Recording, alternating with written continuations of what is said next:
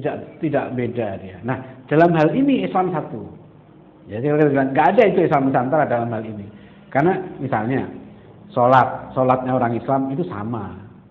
Kita pergi ke belahan dunia manapun ada orang Islam yang sholat, kita makmum aja di belakang.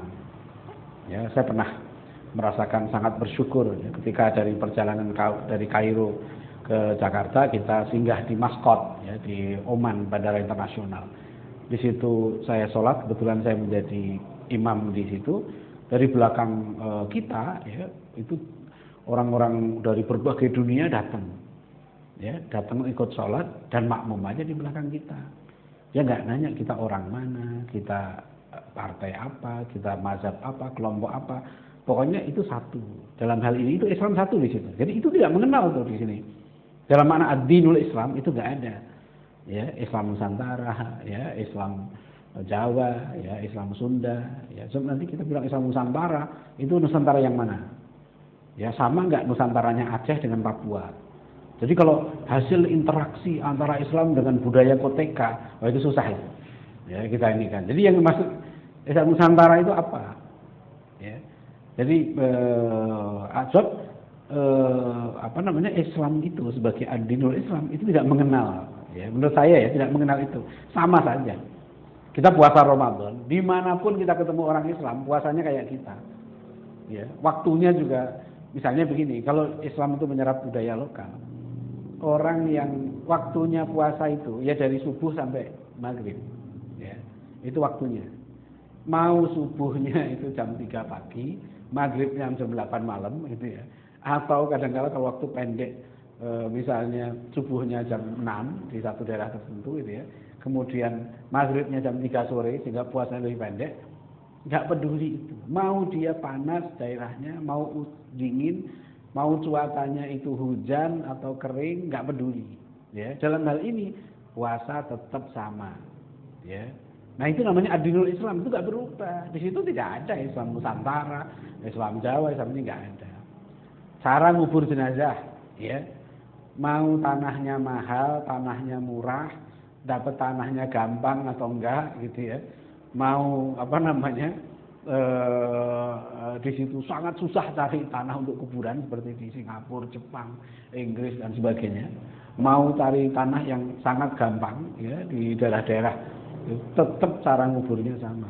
Nah pemirsa, dalam hal ini ya, dalam hal seperti ini ad-dinul Islam ini ya tidak ada itu istilah Islam Nusantara ya, Islam Arab, ya, Islam Hong Kong, ya, Islam Jepara, Islam Ciampea, ya, atau Islam Soviet, nggak ada. Pemirsa, jadi kita lanjutkan bahwa yang namanya Islam Nusantara, ya, barangkali yang dimaksudkan itu bukan Islam sebagai ad-din tadi itu. Kalau ajaran Islam itu di mana-mana sama. Ya, saya tambah contoh lagi misalnya dalam soal mengubur jenazah, kita ketemu orang Islam dimanapun caranya sama. Cara pernikahan dalam Islam sama, ya. Yang namanya nikah itu ya syarat rukunnya harus dipenuhi, ya. Di situ ada wali, ada saksi, ada ijab kabul kan begitu kan. Itu nikahnya di situ. Nah, adapun kalau kita bicara budaya dan peradaban Islam bisa berbeda-beda coraknya. Nah, di situ maksud peradaban Islam Nusantara bisa dimasukkan. Misalnya kan, untuk sampai kepada akad nikah di satu daerah tertentu, ya kan, harus kalau di Betawi misalnya itu harus menerobos pagar silat dulu, gitu ya. Ada yang nginjak-nginjak apa tertentu, gitu ya. Mungkin nanti ada lagi harus nebak teka-teki silang atau apa. Kalau dia pemain bola, misalnya harus melampaui Messi, misalnya kalau dia bisa, misalnya. Itu terserah itu budaya itu, peradaban, ya. Itu kalau kita bilang itu mungkin peradabannya begitu, ya kan? Karena ini saya singgung bola karena tadi malam ini final Liga Champion, ya, final Liga Champion Eropa, ya, yang menang itu Barcelona. Ya, saya nggak komentar ya, no comment saya gitu, no comment masalah bola ini. Tapi artinya begini, kalau itu masuk dalam peradaban, gitu ya, peradaban bisa saja, ya.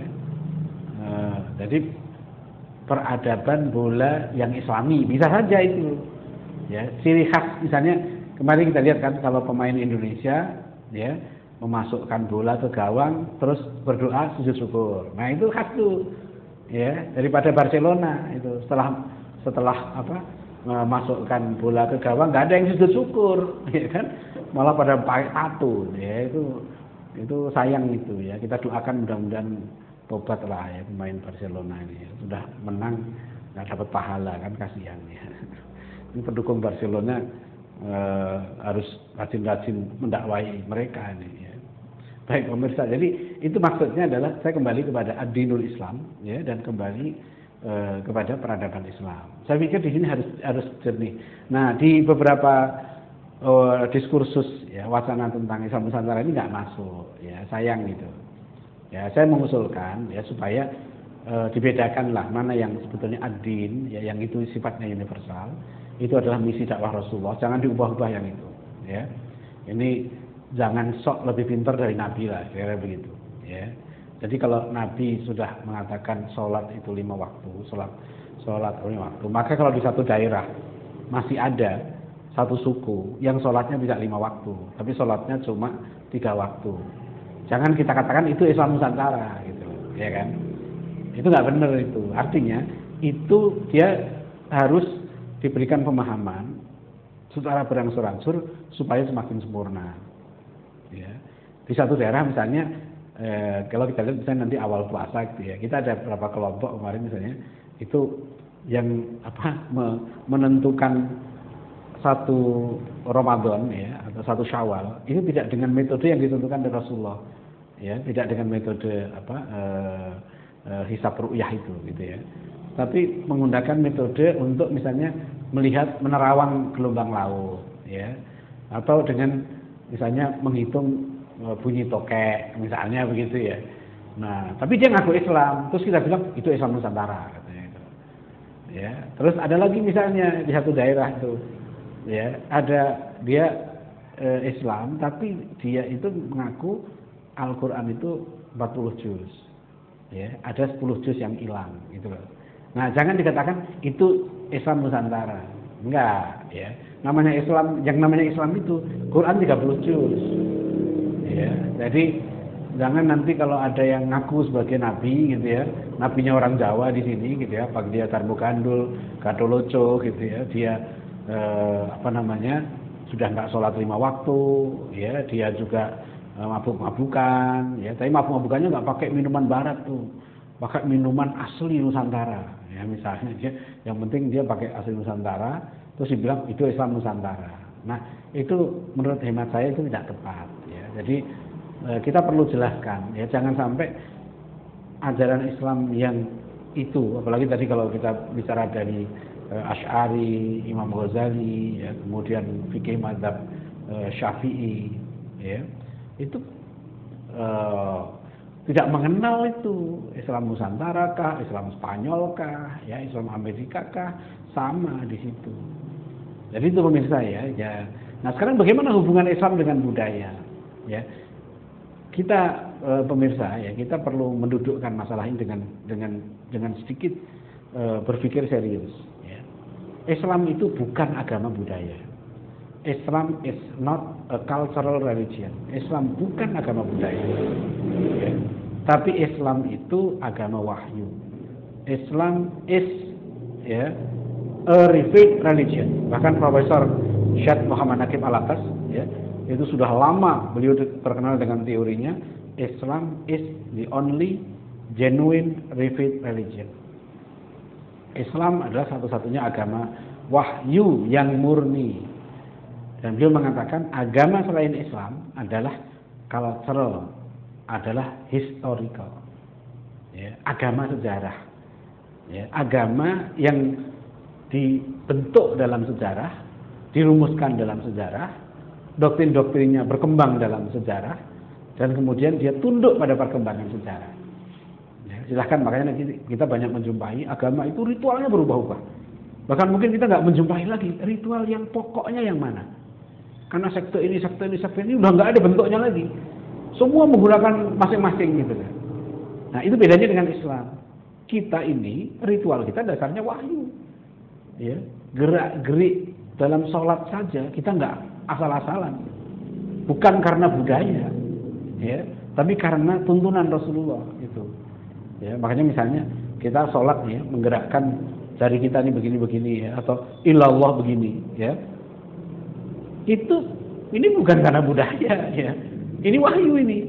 Ada contohnya, ada uswahnya, yaitu dari Rasulullah SAW. Makanya semua orang Islam kalau tahiyat yang dikeluarkan dari telunjuk.